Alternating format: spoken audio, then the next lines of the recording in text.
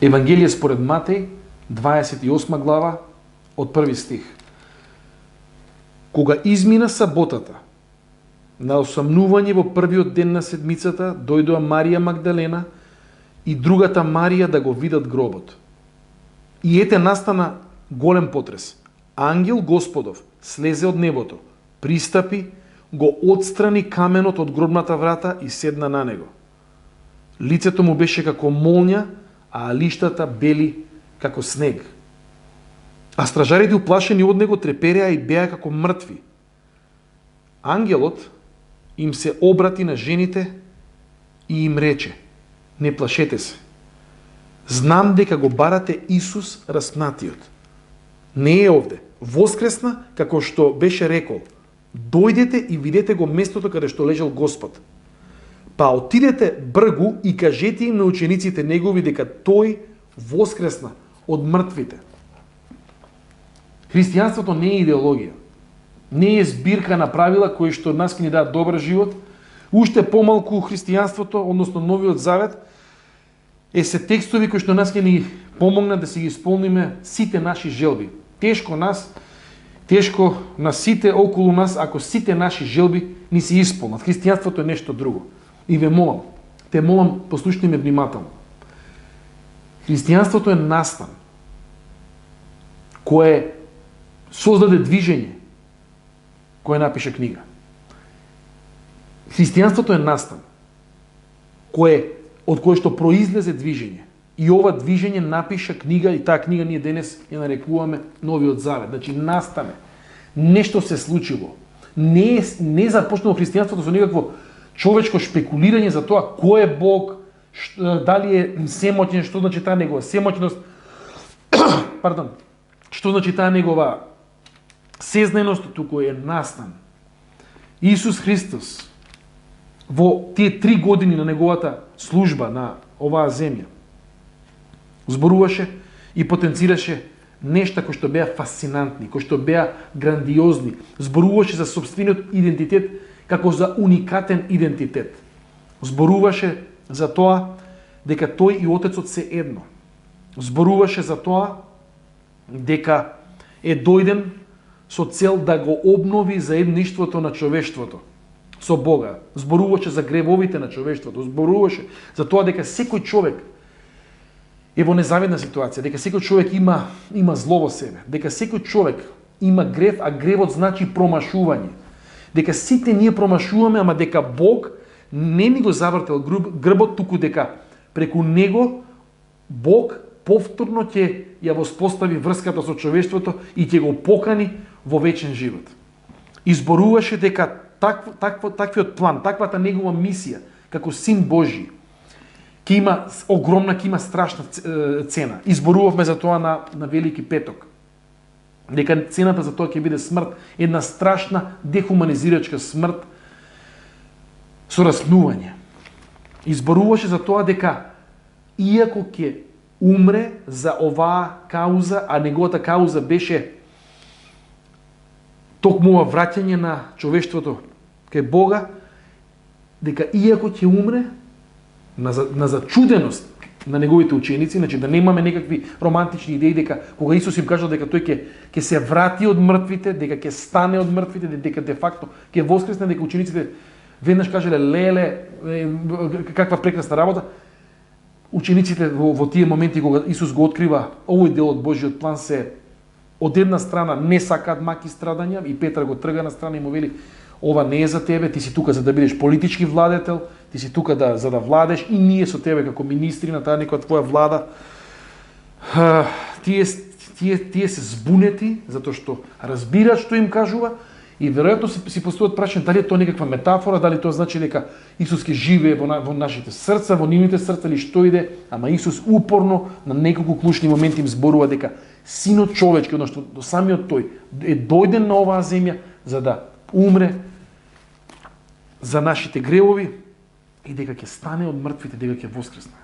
Учениците, ако ги приметите тие текстови, во сите 4 евангелија ги има, не му поставуваат некои подпрашања, а како тоа ќе тоа едноставно за нив нова категорија. И ова е една нова категорија која што еден настан за кој што светот, дури и оние кои што имаат такво ветување, воопшто не беа спремни.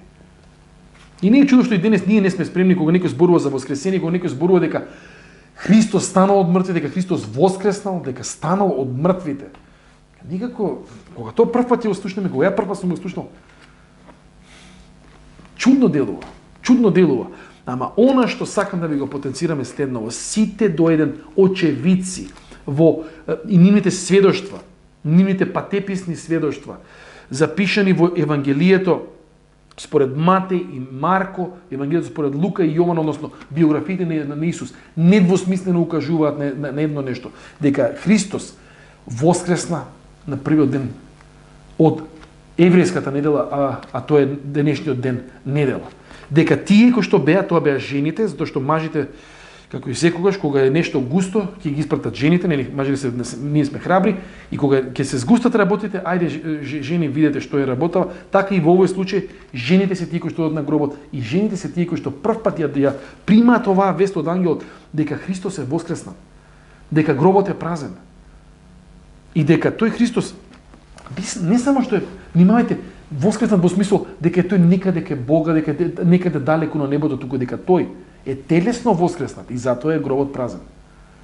И тоа е потврдено со така наречените Христови пост-воскресни јавувања, значи Христос во тело им се јавува на луѓето. И знаете што, тоа е нешто што тешко човек може да го фабрикува, да го измисли, затоа што станува збор за човек. Можете да замислите што би значило почина човек, за кој што ние сите знаеме дека починат и сме му присуствувале, може би дури на моментите на смрт или пак на самиот погреб, и одеднаш ние се собираме и човекот влегува. И тоа не било кој човек, во овој случај тоа е Исус Христос. И со самото тоа, слушнете ме добро, со самото тоа потврдува дека сите тие негови ветувања се всушност вистина. Потврдува дека тоа за кое што тој зборуваше, дека во него ние ќе добиеме нова иднина, дека во него ние добиваме простување на гревовите, дека смртта не е крај. Особено сакам на секој еден од нас, и јас имав загуба, мојата сопруга почина, често пати го спомнам, се уште болката и страдањето ми се тешки во мојот живот, но се потсетувам и ова што го зборувам денес е надежта која што реално ме држи, дека еден ден ќе воскреснеме и дека ние сме повикани да живееме живот вечен со Бога. И ова ви го кажу на сите вас, а за жал во изминатава година нешто многумина загубија свој најблиски, загубија татко или мајка, загубија свој брат или сестра, загубија некој од поширокото семејство, загубија блиски другари, дали тоа од корона или од нешто друго, ама короната зема неверојатен данок на смрт. На сите вас сакам да ви кажам, да ви го споделам ова сведоштво, овој настан, запишан, денеска го читаме Евангелието според Матеј, пак ќе кажам, 28 глава, 6 стих, не е овде, значи не е во гробот, воскресна. И тој воскресна како што самиот беше рекол, како што самиот беше предвидел. И ова нешто е всушност сршта на христијанската надеж, дека Христос воскресна и дека на исти таков начин. Ова можеби ќе ви звучи чудно или можеби ќе се речете што е ова за кој што зборува проповедников, читајте ги Евангелијата, тоа е надежта. Не дека вечно ќе живееме, некој ќе живее вечно во нашите срца, тоа е глупост. Надежта наша е дека како што Христос телесно воскресна, стана од мртвите, така еден ден сите кои што се починати, сите ние ќе се преобразиме и ќе имаме вечен живот. И ова е најдобрата вест. Ова е веста која што сакам денеска да ви ја споделам, дека смртта не е крај и дека Бог има прекрасен нов вечен живот на земјиштво со нас, кој што не е само таму некаде во вечноста, во некои апстрактни категории, туку телесно ја потврдува доброста на материјата, дека нашите тела се добри, дека овој свет кој што е создаден, иако човекот упорно се уништува да го уништи, дека тоа е добар и дека ние во еден нов свет во кој што ќе се спојат физичкото и метафизичкото, небото и земјата, дека ние ќе живееме. И Великден, кога ние се поздравуваме на Великден, го исповедаме тоа, го зборуваме тоа, го објавуваме тоа, дека иако тој ден се уште не е дојден, во Христос таквиот процес веќе започна. И дека таквиот процес е всушност неповратен. Дека Христос повторно ќе дојде, луѓето ќе воскреснат и животот, добротата, убавината ќе триумфираат. И затоа сакам да ве поздравам денес. Со тој поздрав, великденски поздрав, Христос воскресна. Навистина воскресна. И со тој поздрав поздравувајте се денес, поздравувајте се во овие следни денови. Според литургиската традиција, со тој поздрав се поздравуваме до Духов ден.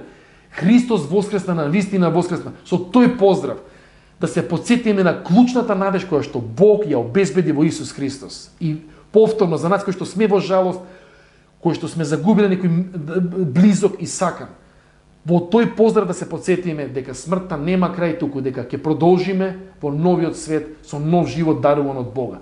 И нека ова што сега го зборувам, овој поздрав, нека биде еден потик за тебе. Тоа е мојата желба. Ова што го зборувам, ова што го читаме, ова сведоштво, овој настан, да биде потик, да се вратиш кај Бога. Ако можеби сега не живееш со Бога, далеку си и знаеш од кои причини, или едноставно животот те натерал да бидеш далеку од Бога, или можеби сега прв пат размислуваш за да се вратиш кај Бога. Врати се кај Бога, дозволи да ти биде обновен односот со Бог преку смртта и воскресението на Исус Христос. Побарај го, помоли му се, овие се денови, не само, за да славиме заедно, иако е тоа многу значајна компонента, значи да се собереме со нашите драги и да имаме ручек или вечера, да го прославиме и на тој начин Христовото воскресение, ама уште повеќе да одвоиме време, да му се помолиме на Христос, да му кажеме: Христе, фала ти што умре и што воскресна за нас, што ваква суштинска надеж у свет кој што е целосно во хаос и во дезориентација, тука си ни дал повторно таа темелна надеж дека преку Твоето воскресение има иднина вечна, добра иднина со Бога и едни со други. Нека ова биде водилката и нека Бог не води. Нека поздравот не води ни за овие денови, нека биде поздрав и потсетување на таа клучна надеж која што Бог ја обезбеди во Исус Христос преку Христовата смрт и уште повеќе преку Христовото воскресение. Христос воскресна, навистина воскресна.